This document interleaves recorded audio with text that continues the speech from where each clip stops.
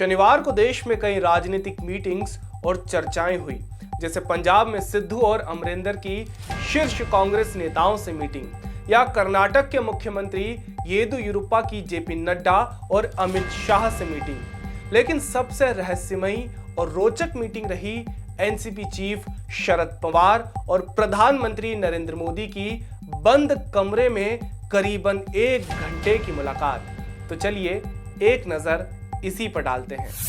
प्रधानमंत्री नरेंद्र मोदी से मिलने से पहले शरद पवार गुरुवार को महाराष्ट्र के मुख्यमंत्री उद्धव ठाकरे से भी मिल चुके हैं।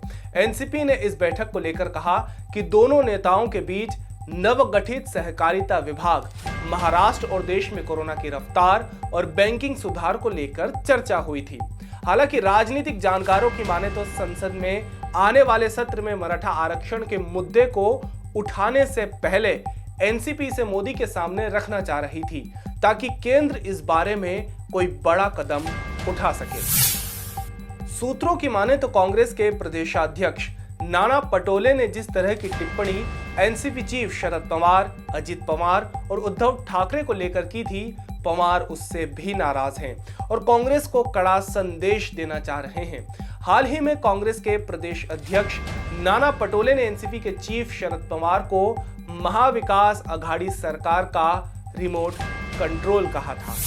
नाना पटोले के बयान पर एनसीपी प्रमुख शरद पवार ने कहा था कि वे छोटे लोगों की बातों पर प्रतिक्रियाएं नहीं देते। अगर सोनिया गांधी कुछ कहती तो वे जरूर बोलेंगे। हालांकि जब विवाद खड़ा हुआ तो नाना पटोले सामने आए और कहा कि मेरे बयान को गलत ढंग से पेश किया गया। लेकिन इन सारी बातों का शरद पवार और नरेंद्र मोदी की मीटिंग से क्या मतलब है? क्या शरद पवार महाराष्ट्र में शिवसेना और कांग्रेस के साथ अपने गठबंधन से खुश नहीं है? ऐसे कई सवाल शनिवार से राजनीतिक गलियारों में गूंजने लगे हैं। अभी तक ये जानकारी सामने नहीं आई है कि 1 घंटे तक चली उस बंद कमरे की मीटिंग में क्या बातें हुई। लेकिन राजनीतिक शतरंज के महारथी कहे जाने वाले शरद पवार और राजनीतिक शतरंज के बादशाह नरेंद्र मोदी की मुलाकात उस सियासी भवंडर की ओर इशारा कर रही है जिसकी आंधी महाराष्ट्र से लेकर दिल्ली तक भूचाल मचा सकती है। नमस्कार, मैं हूं तुषार। खबरों के लिए बने रहिए मृदुभाषी के साथ।